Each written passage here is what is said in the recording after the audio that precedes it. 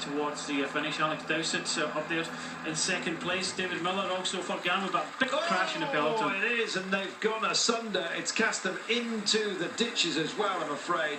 This is precisely what you don't want. I believe it is Matt Goss. Oh my goodness. Well, if he thought it was if he was wondering what his contribution today would be, Modolo likewise. It looks like Modolo is going to stay down right now. He is hurt bad. Oh my goodness. Well, just as we were talking about Paul and Mark Cavendish, all of a sudden we've got 2 more casualties and they're in no hurry to get up.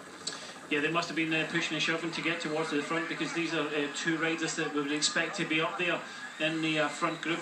We're going to see it right up near the front as expected.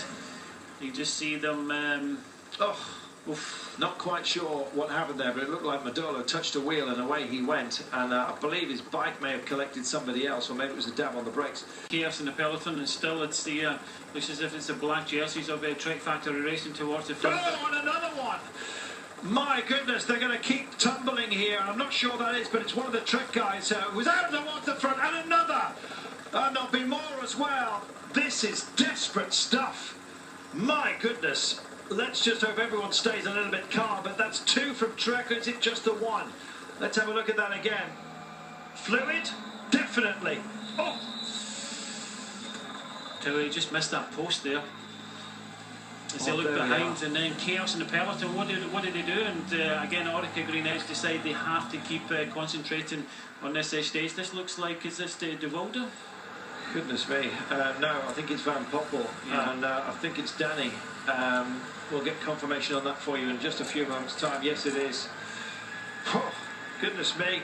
Now, I don't know whether I had my crystal ball out there, but we're talking about Trek erroneously as part of a fall, and then all of a sudden they get part of the action. And he is hitching a ride, or trying his best to, wanting with Roy Jans also very much in the frame, and they're spreading all over the place. And if you're going to try and grab it, go for it early, I guess, especially in this kind of sprinting company. They're not panicking with 1,500 metres to go.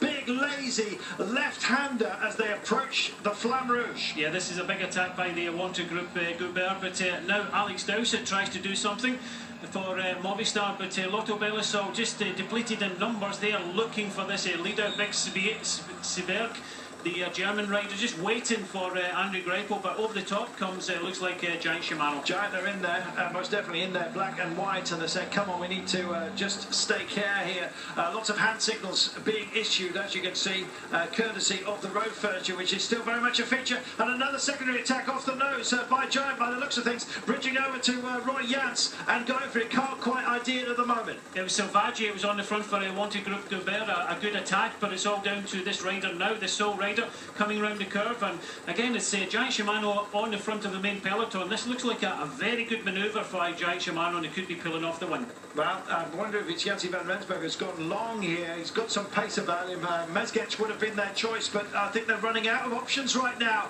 There we are. This is the approach, and it's heading for the final bend here. Has he mugged the field here? Well, it looks as if he has. It's nobody taking control of the front of the peloton. I believe it looks like Team Sky, so he's still got about 50 metres, still a head-win finish. Can he hang on for the win? Can he hang on? It's a big ask. He's got 400 metres to go right now. Checks over shoulder. I think everyone else is going to be mind the places here. What a superb idea. Just go for it very late on.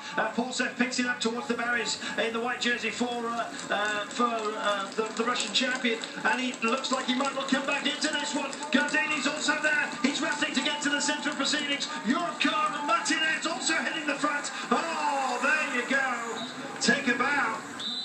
Yeah, fantastic win there for Astana, and again a very messy sprint in the end. So again, a lot of riders left wanting. Guardini left it very late, picked it up. Well, it's about timing in situations such as this.